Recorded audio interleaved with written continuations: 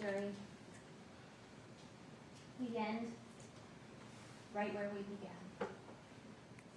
It was an accidental discharge. I was trying to take the magazine out, and it went off.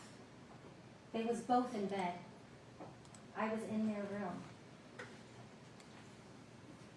Those were the statements of the defendant, Jermaine Bass Jr. Mere minutes after he murdered his daughter while she was laying in the top bunk of her bed. Those were his statements as he was holding his son, who was profusely bleeding from a gunshot wound to the side of his head that he caused. It was an accident. I was loading the magazine. I was in their room. Those statements you heard on the body-worn camera of Adam Rahman, HCSO deputy who first responded. I want to draw your attention on that same body-worn camera to the timestamp of 22:46:20, right after he made these statements. The defendant was asked, "What happened upstairs?" He looked straight at the deputies and he said, "Nothing happened upstairs." That man uttered those words, "Nothing happened upstairs," when he knew that his daughter was on that top bunk with a gunshot wound to the middle of her forehead, and she was bleeding out and she was about to die. He said nothing happened upstairs. He didn't beg them to go save her. He didn't beg them to help her. He said nothing happened upstairs.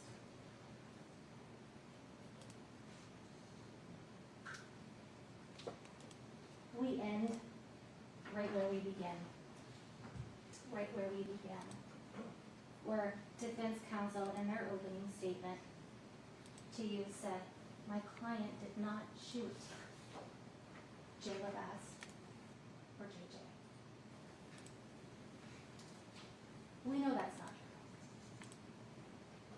true. We know he did it. We know the forensic evidence points to him. And I want you to recall when our blood spatter expert was on the stand. She said to you, "The scene will guide you to collect the evidence that is relevant so that you can piece together what happened."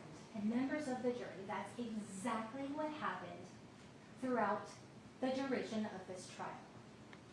The testimony and evidence are pieces that, when laid together, form an arrow that point to the guilt of only one person in this case. The defendant murdered his 5-year-old daughter as she was sleeping, and he tried to murder his 8-year-old son, JJ.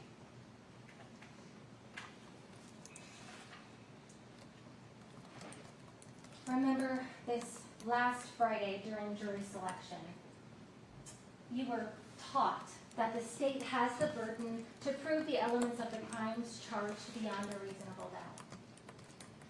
The judge explained that to you, and in fact, she just read it in this packet.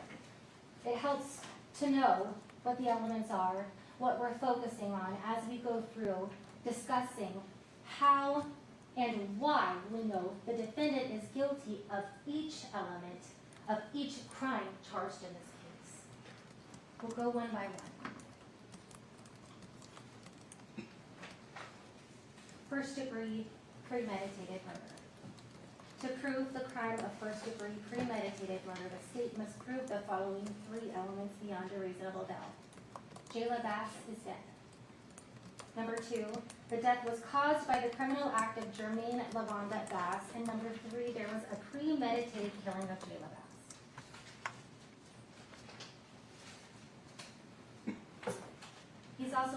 for 2 counts of aggravated child abuse. There we talk about number 1, Jermaine LaVonda Bass committed aggravated battery upon Jayla Bass or Jermaine Bass. That's counts 2 and 3. Jayla Bass or Jermaine Bass were under the age of 18. We know that. Jermaine LaVonda Bass actually and intentionally caused bodily harm to Jayla Bass or Jermaine Bass, counts 2 and 3. In doing so, Jermaine LaVonda Bass intentionally or knowingly caused great bodily harm. We know that as well. You saw the gunshot wounds. The last count he's charged with is count 4, premeditated murder. Jermaine LaVonda Bass intended to commit the crime of first-degree premeditated murder. Number 2, Jermaine LaVonda Bass committed an overt act toward the commission of first-degree premeditated murder that went beyond mere preparation. Number 3, Jermaine LaVonda Bass failed to complete the first-degree premeditated murder. Let's talk about how and why we know the defendant is the one who pulled the trigger. And let's talk about how and why we know that he did it intentionally. We know that the defendant started out his night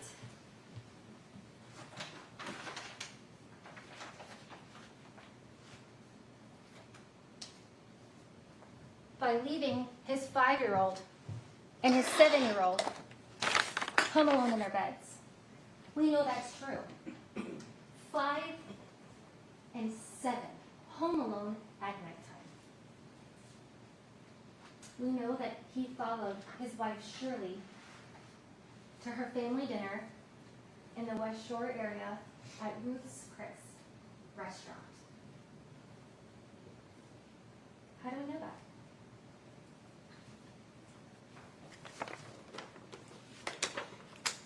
State's Exhibit 21.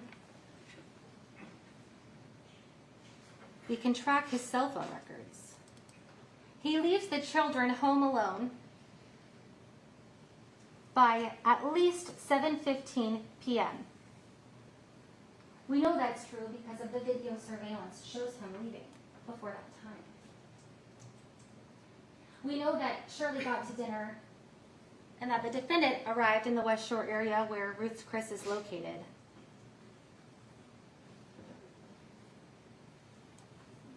And around 10 o'clock, we know that he's calling Shirley and he's leaving by 10:01. We heard testimony from Shirley's niece, who's kind of more like a cousin, they're similar in age, China Gadsden. She explained to you what she saw that night.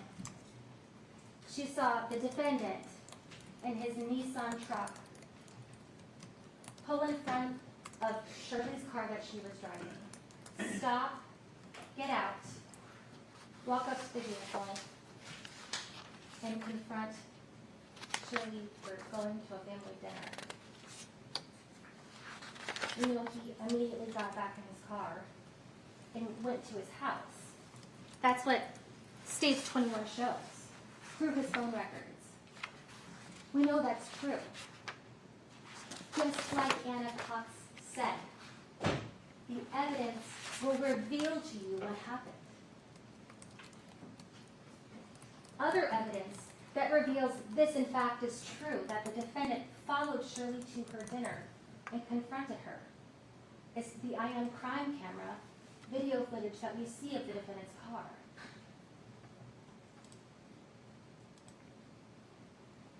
We can read between the lines of the evidence we have as to the way the defendant was feeling at the time he arrived back home and went inside where 5-year-old Jayla Bass was sleeping in the top bunk and 8-year-old Jermaine Bass, JJ, is laying right next to her.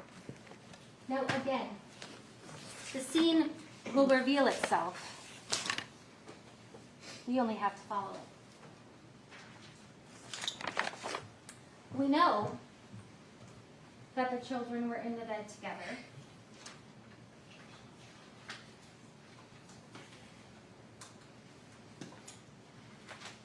Laying side by side.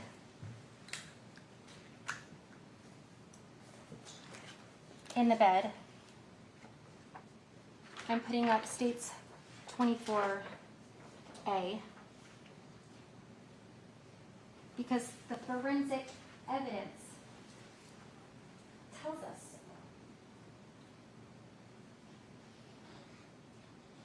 We know that Jermaine Bass was laying closest to the wall, her head where this pooling of blood is seen, and that JJ's head was right next to her, either touching the mattress or slightly above. At the point in time that the firearm was pointed at their heads and the trigger was pulled. Remember last Friday when we discussed premeditation, Mr. Terry was talking to you about there's no specific time frame when you're trying to decide whether or not an act was premeditated. It can happen in an instant. Recall that today, Hillsborough County Sheriff's Office firearm expert Jennifer Michaelon took the stand and explained to you what would have to take place in order for that Glock 42 to fire. She explained you first have to take the magazine. You have to load it with bullets. You have to put that filled magazine inside the bottom well of the firearm. You then have to slide the top of the firearm back in order for it to fire. Then, like she explained, when she's firing these firearms regularly during the course of her investigations as a firearm expert, she uses two hands to be able to safely and precisely point and aim within a 6-inch area. Loading the magazine with bullets, putting the magazine inside of the firearm, sliding the top back to make it ready. And then she further explained, not only do you have to point it and aim it, each time you pull the trigger, you have to pull it hard enough to first compress the trigger pull, safety, and then the trigger itself. And she explained to you that because it is not an automatic firearm, that each time you pull the trigger, you have to pull it and let it go, and pull it and let it go, and pull it and let it go, and pull it and let it go, and pull it and let it go. And members of the jury, that evidence is the scene itself, the evidence revealing to you what premeditation is. All of those steps is the scene revealing to you through evidence what premeditation is. Look at the bullet holes.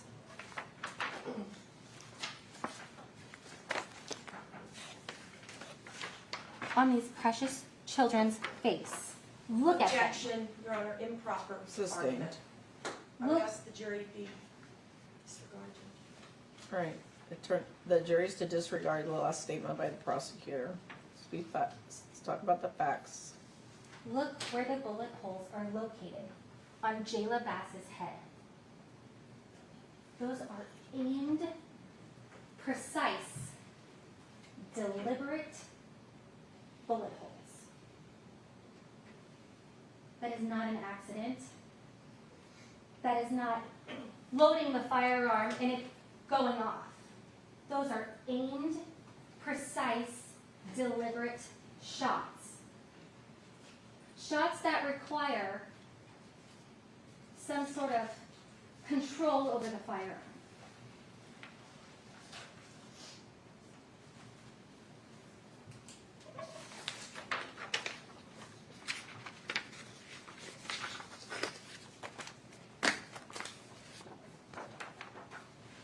cut through her cheek, her temple, and her forehead. Jennifer Michaelon says that shots that are within 6 inches of one another require her to use 2 hands to shoot.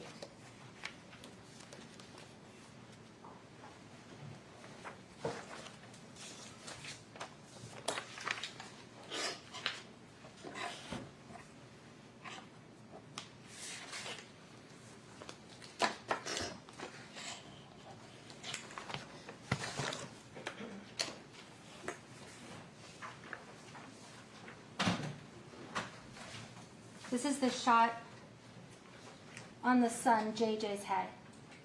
Now, recall he's laying right next to his sister in the bed, the top bunk. We don't know what order they were shot, but consider the proximity when deciding how deliberate these shots are. Consider the proximity when deciding how precise they are. That is the evidence revealing to you premeditation, intent and deliberate shots. Shots that are aimed at the most crucial part of a human being's body.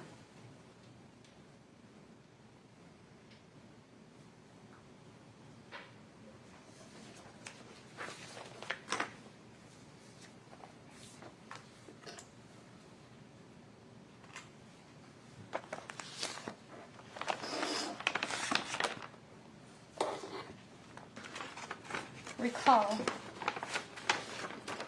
the scene will reveal to you the evidence necessary for you to come to a conclusion as to what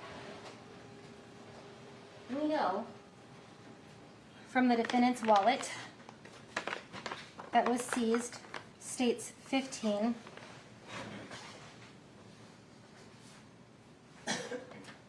Recall that this wallet was taken directly found in a closed drawer within a wallet that was right next to the firearm used to murder Jayla and Jake, an attempt to murder JJ, and right next to ammunition found. Note on this, height, Jermaine Bass Jr., 5'7". Why is that important?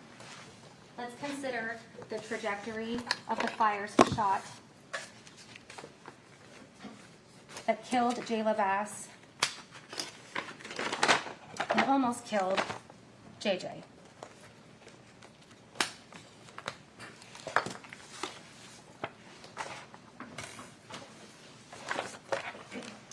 We know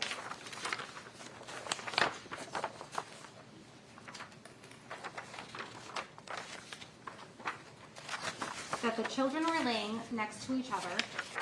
We know that the blood shown in the pulling of this photo of the top mattress belongs to Jayla Bass because of the DNA.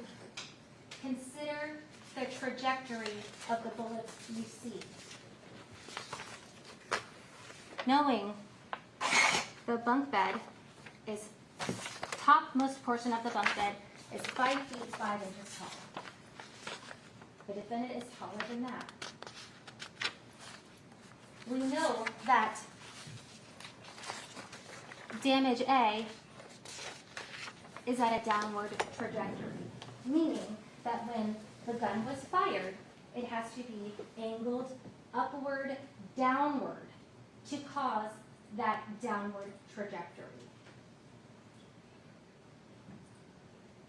We know that this shot goes all the way through to the bathroom in a downward trajectory because we saw evidence of that. The scene will reveal the evidence necessary for you to decipher what happened. Whoever was holding the firearm had to have been taller than 5 feet 5 inches tall. We know that there was no stippling found on the wounds of Jermaine Bass, meaning that whoever fired the weapon pointing right at her had to be at least, from the testimony, at least 2 to 3 feet away from her.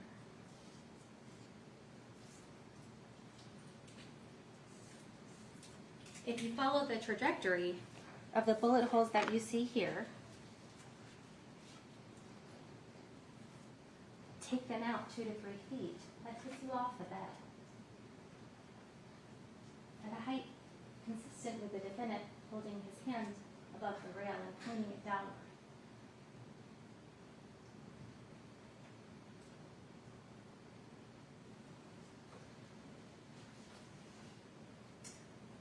We know also that the person standing on the outside of this bunk bed, at least 2 to 3 feet away from where the children were laying. We know the trajectory as well because of the impact bloodstain pattern. Now, Anna Cox, when she testified, was very educational when she was describing to you what bloodstain pattern analysis is. She explained that it's a discipline of forensic science focusing on identifying, documenting, and analyzing bloodstains in order to interpret what caused the distribution. Basically, in a layman's term, she says, she looks at the bloodstain and tries to decide how it got there. She went on to explain to us different kinds of bloodstains and what they mean and how she interprets them. One of them was an impact bloodstain, or an impact spattered pattern, which she said a natural object striking the liquid blood. She said she considered things such as physics, the natural laws of gravity, and introduction of a mechanism such as force. So if something were to hit an object of bleeding, it would cause a certain pattern, a blood pattern stain. Directionality, flow pattern. She said in her expert opinion, based on the DNA evidence that was swabbed from this area, it showed that both JJ and Jayla's heads were in this corner of the bed at the time in which they were shot. That's an important piece of evidence because, remember, we end where it began. When defense mentioned in their opening statement to you that their client didn't pull the trigger. Well, members of the jury, it's one thing to make a statement like that and then move on. But it requires you to pull the thread, to follow the analysis, to let the scene reveal to you what happened. And you have to follow it until the end.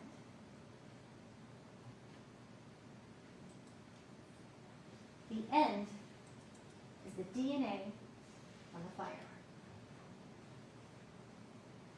Now, recall this series of events. The children are shot. They're on the top bunk. When law enforcement arrives, the defendant is holding his son, who's profusely bleeding from a gunshot wound to the head. When he's asked, "Where's the firearm?" he explains to the deputies that it's on top of a dresser, and later explains that it's in the drawer in the master bedroom of the dresser. So let's keep pulling the thread, because what does that mean? It means that after he murdered his daughter Jayla, and after he shot his son in the temple, that he left them there, walked all the way past 2 bathrooms into the master bedroom, and he opened up that silver drawer. He put the gun and the magazine inside, and he closed that dresser drawer before doing anything else. That's significant. The gun was in a closed dresser drawer. If an accident happened in the room with his children, would not a reasonable parent render aid immediately? Objection, Your Honor, improper argument. Overruled. It's not reasonable to believe that it was an accident. It's not reasonable to believe that after this firearm accidentally discharged 5 times, that someone would then walk past 2 bedrooms into a different room, open a drawer, place the firearm inside of that drawer, and close it before doing anything else. It is not reasonable to believe.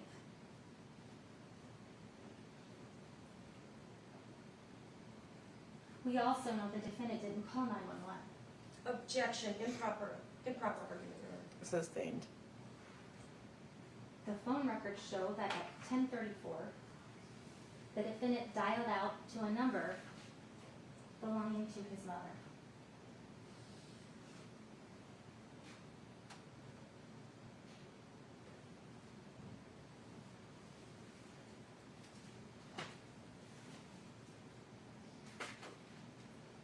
Anna Cox was right.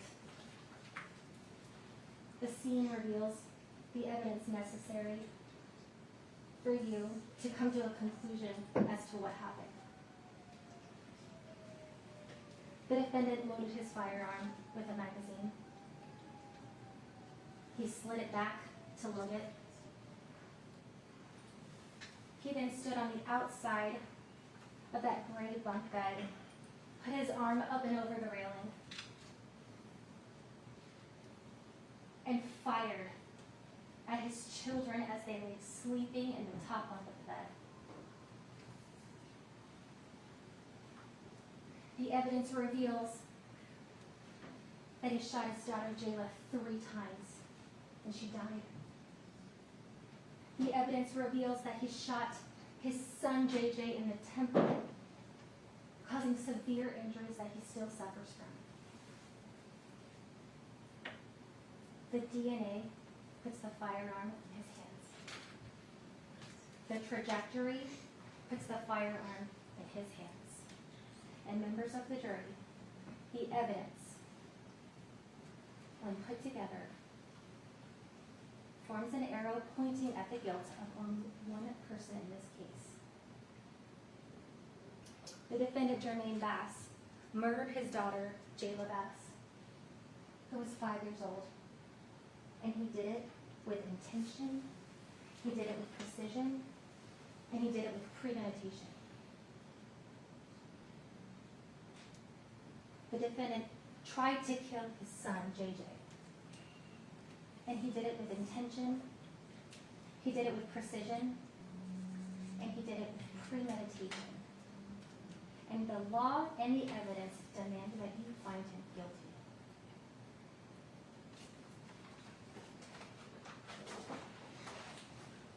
So here we first. Yep. Take down the exhibit.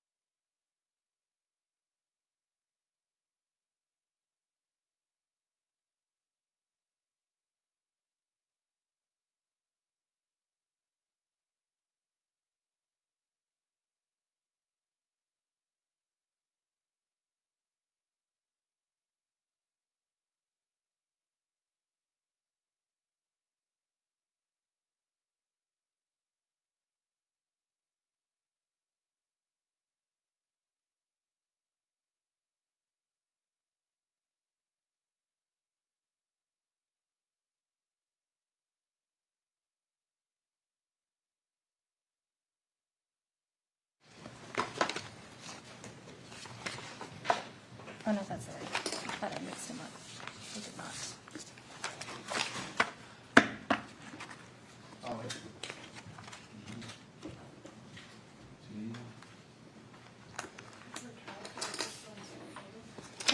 Let me see. She doesn't.